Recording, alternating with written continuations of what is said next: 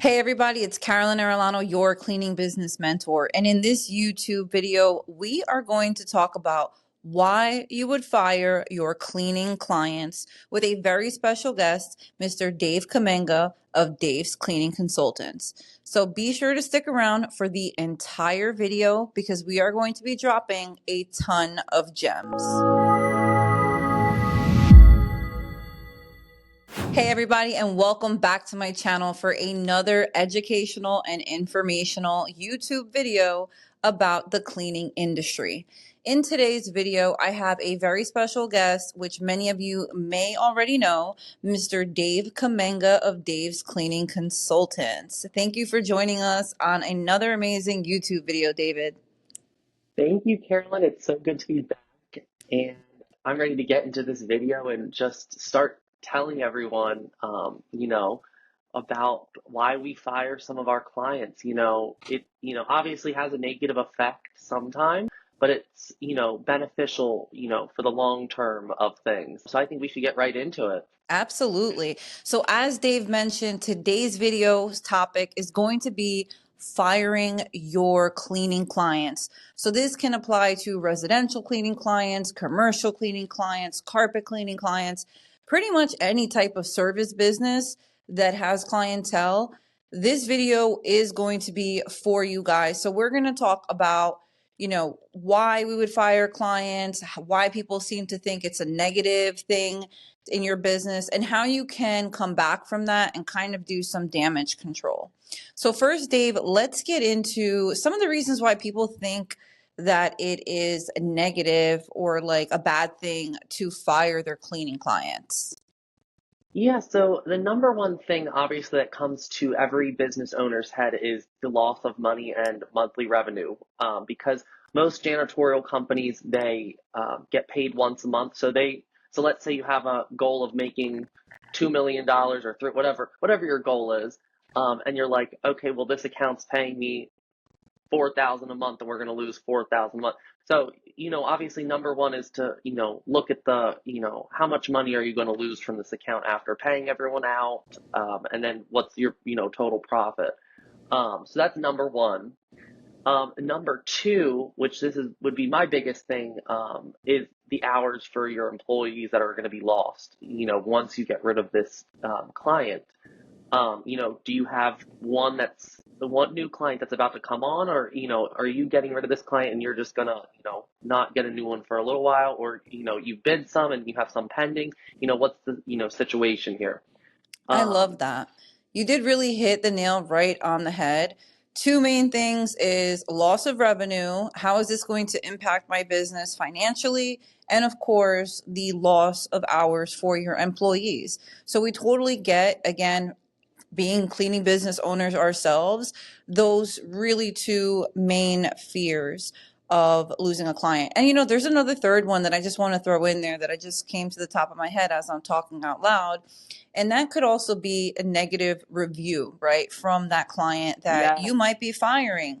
So let's get into, well, before we get into, about how we can kind of avoid, or not avoid, but do some damage control on those three topics, let's get into some reasons why we have each fired cleaning clients, whether they were residential or commercial cleaning clients. So Dave, I'm going to let you go ahead and share one of your most recent experiences first, or a couple actually, if you have two or three that come to the top of your head. And then I'll go ahead and share my experience as to why I had to let go of some of these clients, and then we can get into the damage control that we were just talking about. Yeah, so I think, that's great to bring up. One of the most recent incidents that we have encountered was we had a medical center that we were taking care of. It was everyday service, and they constantly just were not happy with our cleaners. And, I personally was very involved with this account, checking in on it, making sure they're happy.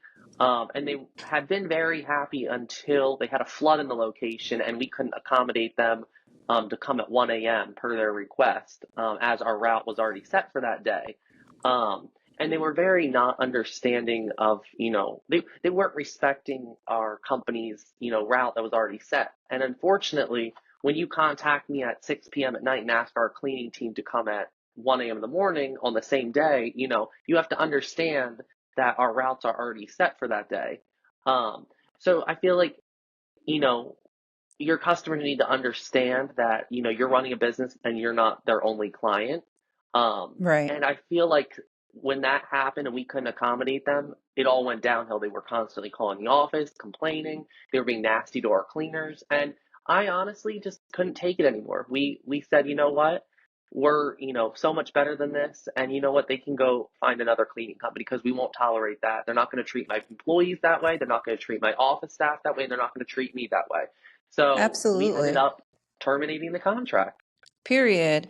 So, number one is they had unrealistic expectations. That's what I heard from this first reason as to why David had to let go of a client. You guys need to understand that we have to set expectations to our client and they have to have realistic expectations, right?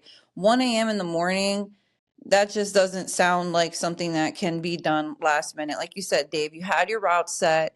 You're not a restoration company. This is not 911 emergency.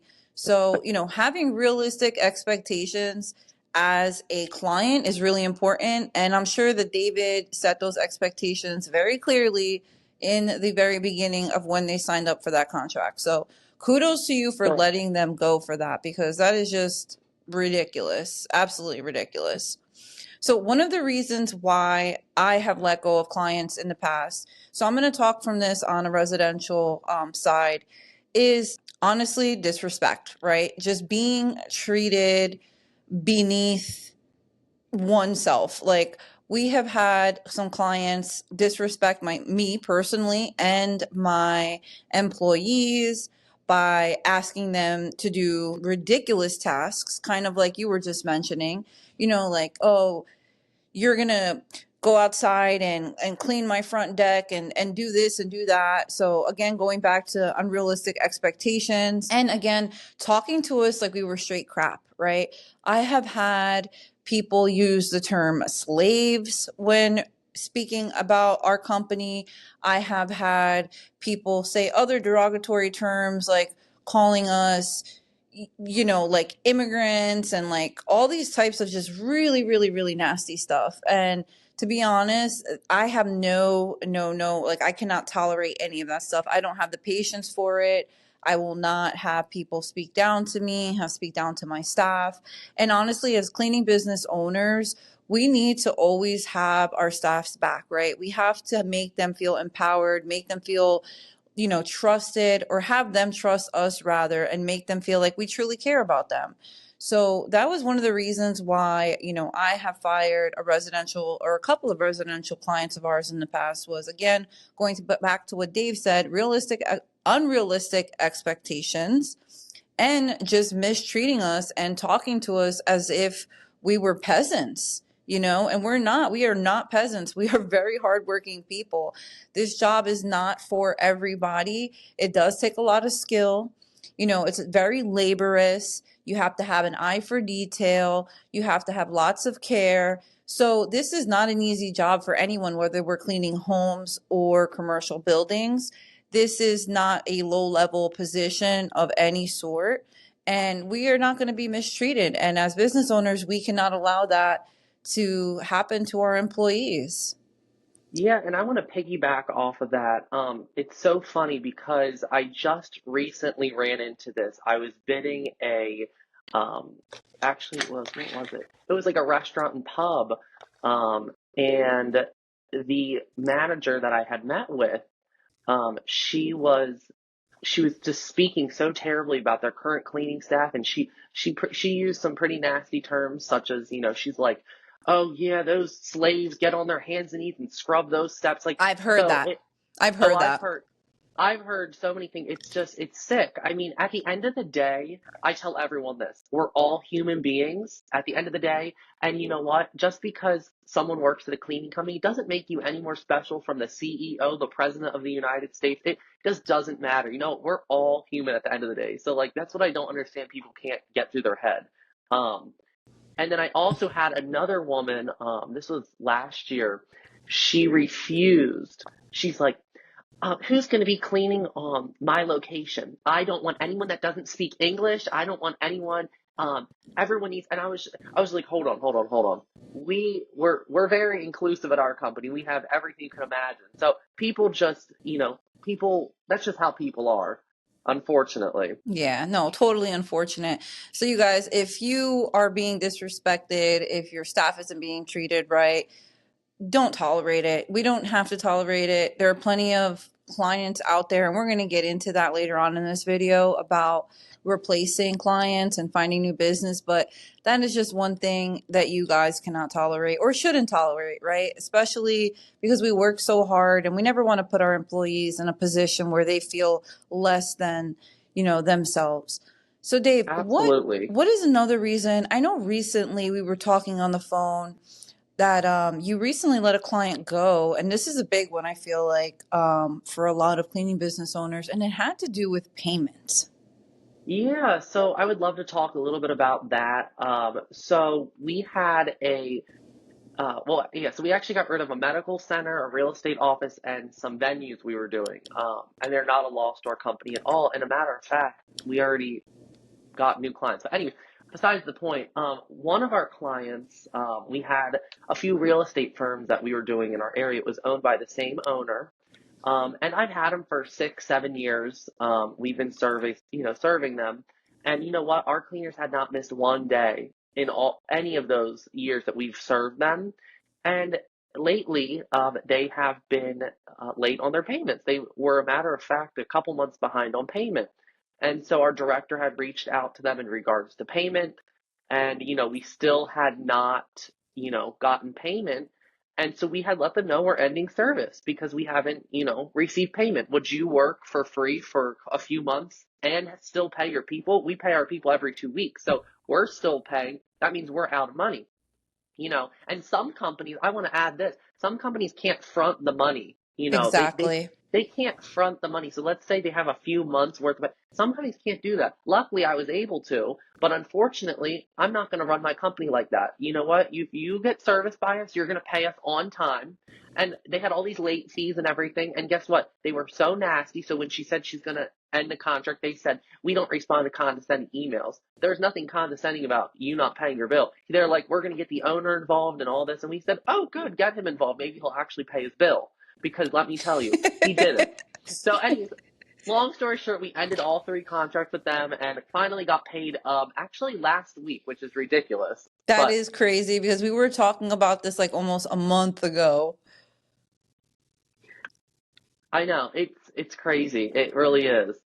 Going back to what Dave said, I 100% agree, especially in the commercial cleaning space where we are charging our clients at a net 15 or net 30. That is going to require some cash flow in our business or to have some cash reserved where we can pay our employees before we get paid, right?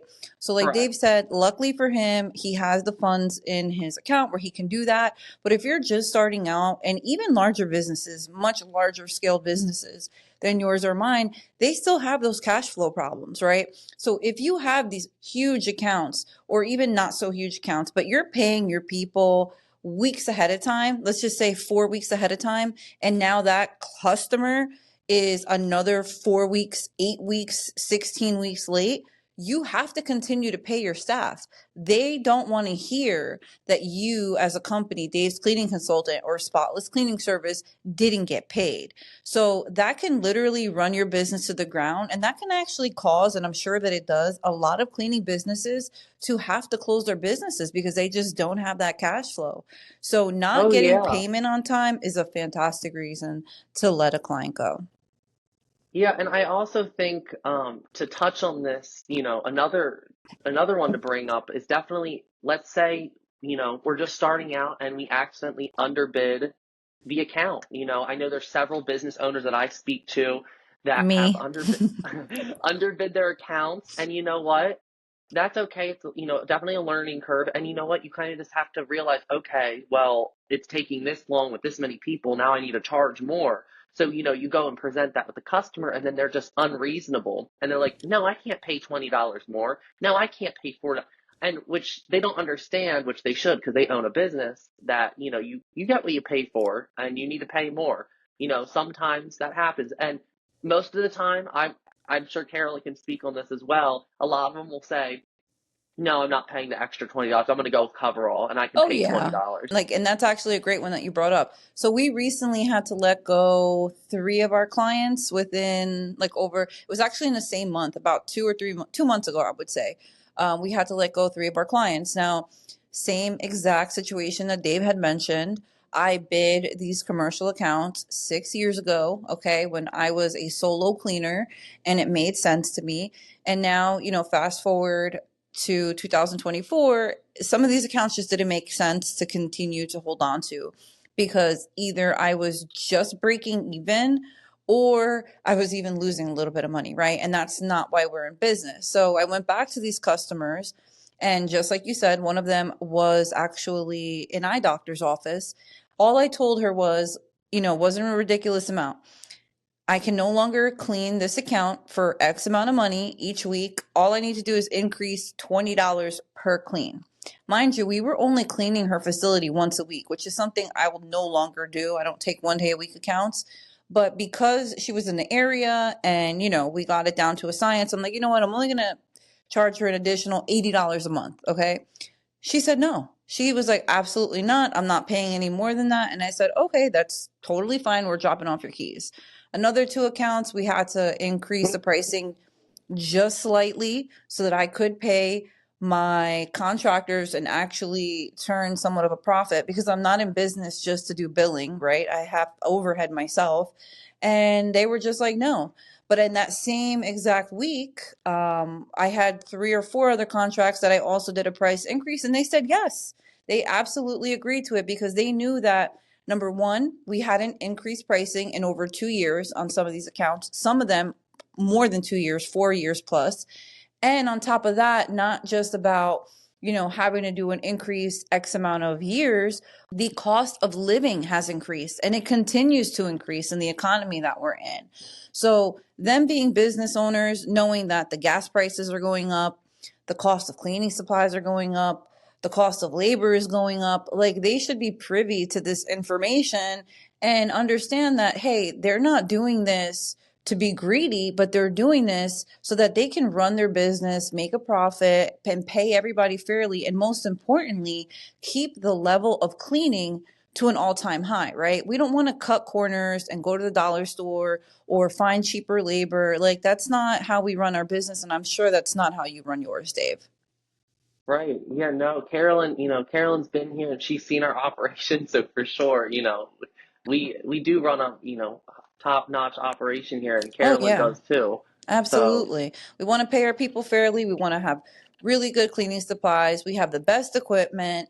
And most importantly, we take our time when we clean and we're very thorough. So and I guess mean, what? that was great. And that's not free. You know what I'm saying? Some people need to understand, that is not, you have to pay for that. Absolutely. So don't be afraid to increase your pricing, guys. Like when I lost those three clients, the other 3 or 4 contracts that I had that I did do the price increase for, it was totally fine. Like it kind of evened out, I would even say. But something that I would like to get into now that we're talking a little bit about pricing is, so there is that fear always, right? Of, oh my God, let's just say, for example, like Dave had said, this is a $2,000 a month contract, that's what, 24,000 a year. Like what a huge hit that's going to take. I mean, Dave, and you can speak on this firsthand because I know you had mentioned those wedding venues that you let go. Those were very, very large contracts. Um, Right. and you had no issue with letting them go because you have a consistent pipeline of customers. So if you want to just tell Right. our audience why they shouldn't be afraid, and most importantly, how to avoid not having those potential Yeah. clients. Yeah, no, I think this is another great topic to touch on. I first also just want to start out by saying, I know some people have asked me, like, I really want the big buildings and this, that, and the third. I personally, with our company, I like to go after like the medium sized businesses. So let's say you do have to get rid of them or you do end the contract. It's not a huge hit, but obviously sometimes, that's not always the case. And sometimes you do get the bigger locations that are paying you, a couple, a lot of money, let's just put it that way. So, um, you can't be afraid of losing them. So, like Carolyn just said, I did just get rid of, so I got rid of a medical center, I got rid of the real estate offices, and then as well as I got rid of these wedding venues because they just were not serving our company. But back to what the whole thing about this is, at the end of the day, if they're not serving your company right, or if they're treating your people terrible and it just doesn't make sense anymore, get rid of them. There is so many more out there. And we're going to talk about some, 100%. Yeah, yeah, no, we're going to talk. 100%. I love what you said is don't go after those huge contracts or the ones where you feel like if you lose it, it's going to end your business. Now, I heard another cleaning business owner one time say that she lost her one of these contracts and it was worth like $1 million. And her business was only doing like, I don't know, a million, I don't know, so let's just say 200,000 a year, right? So when she lost that $1 million contract, she only had about $200,000 in business left over. And, that's before expenses. So it makes more sense to go after, let's just say, for example, and I'm just doing this for basic math reasons, two clients worth 500,000 a piece than the $1 million client, because you don't want to put all of your eggs in one basket. And I think that's really, really important for you guys to understand that, because we have heard so many stories I where cleaning know. companies have lost huge contracts and it really almost puts them out of business if it doesn't. Yeah, and I just want to also add to that. It also just depends on your business model and how you operate. For us, we prefer the, smaller to medium sized accounts. Yes, we do service some larger size accounts, but obviously my preference in our company is the medium sized, accounts. That's what our company is. So, like I said, every company is different and what they want to attack and what they're used to. But like I said, that's different business to business, For sure. Absolutely. Now let's talk about how to not be so afraid of letting these clients go. Because it's really easy to say, hey, you know what, you guys go fire that client because they're being nasty, being rude. However, there has to be some type of pipeline. And I had mentioned that earlier in this video. And what that means, pretty much in a nutshell, is that you have to always market your business. You have to constantly be marketing your business, whether that's residential, commercial, or full service. Dave and I have a video, and I'll be sure to link it in the description of this video, on how to get more commercial cleaning contracts. And that is just one of the many ways that Dave markets his commercial cleaning business. And by him doing this one marketing technique, and he does a number of techniques, but just by this one marketing technique alone, he has a constant flow of customers. Yeah, so I think this is also what you want to get right into it and want me to tell. Okay. Sure. Yeah, so one of our go-to methods that we use that's an in-house thing at our office that we do is our mailers, that we have a whole video on that you can go watch. So number one is our mailers. That's like our number one thing that we do.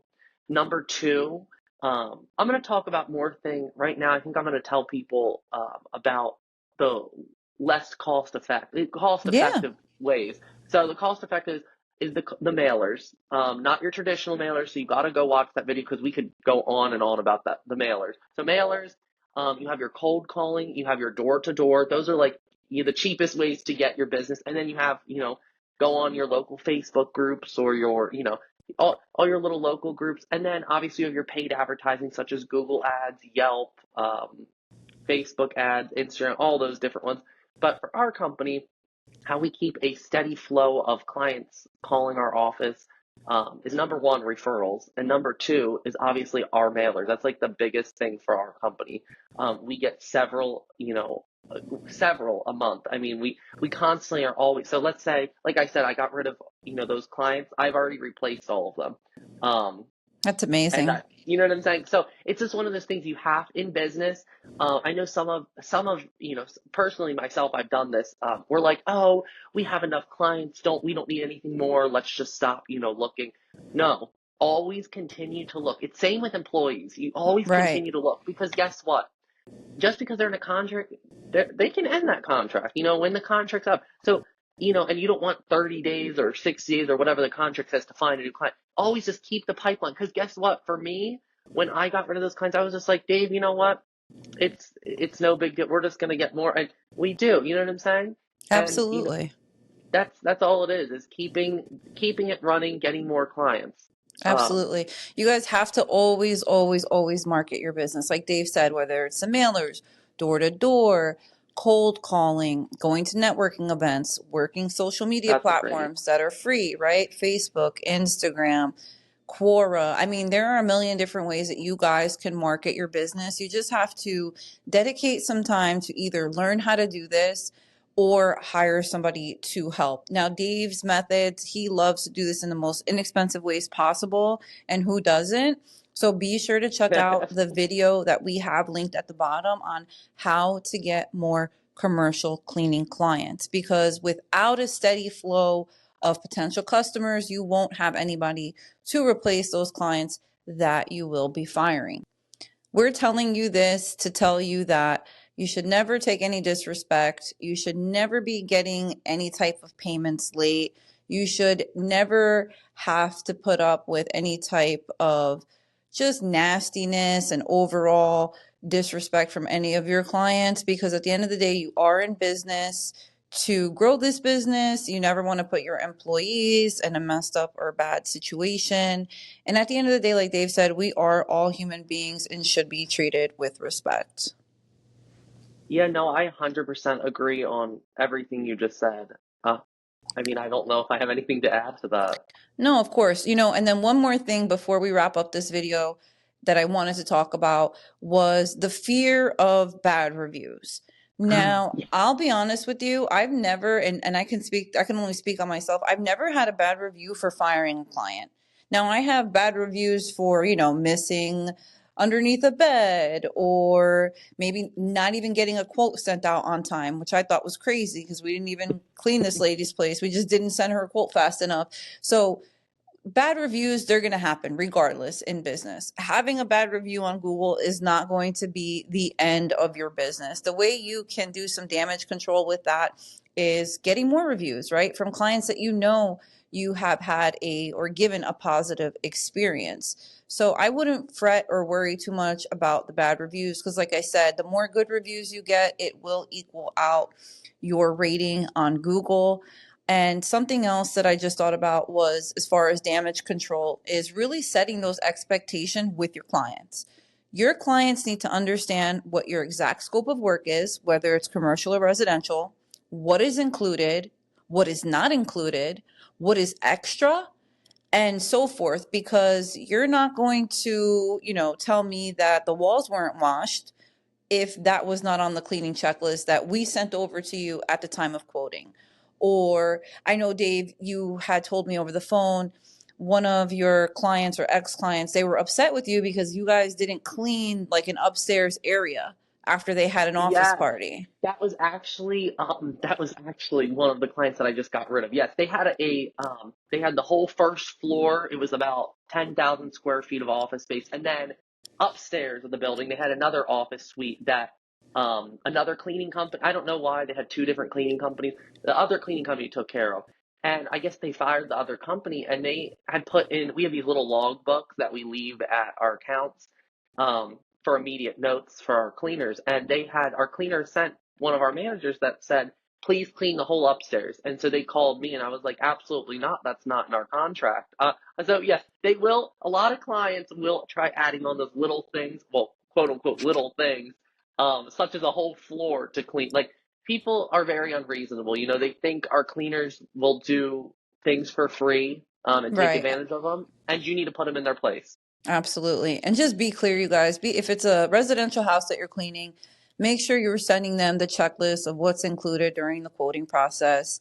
If it is a commercial account, even if it's a one-time cleaning with commercial, make sure that your scope of work is spelled out clearly, what's included, how often that's included, what is extra, how many times a year, and anything else that you may want to put in there, just to make sure that people just don't expect extra work from you guys, because that will also help you avoid bad reviews, nasty emails, and really just setting those expectations with your client is going to help you so much. And again, don't worry about firing a client as long as you're constantly marketing.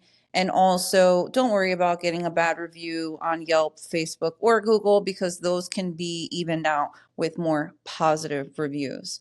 Dave, I just want to say thank you so much for joining me again on another YouTube video. I do want to let you guys know that I am going to be linking Dave's call link in the description of this video.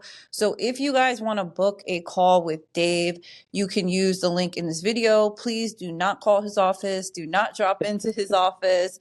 Do not spam him in his business email, because this man is busy growing and growing and growing this amazing commercial cleaning business. Yeah, thank you so much, Carolyn, for having me. I really appreciate it. I always love coming on here, and I love everyone that, has followed us and has been sending us messages about the videos. Thank you guys so much for having me. Seriously, thank you guys. And you guys, I am going to be visiting Dave in the next, I want to say over the next 8 weeks, because he has a new upgrade to the office. He is always doing big things, and I love him. He's one of my best friends in this industry. So be sure to check out our second vlog together coming very soon. I'll see you guys later.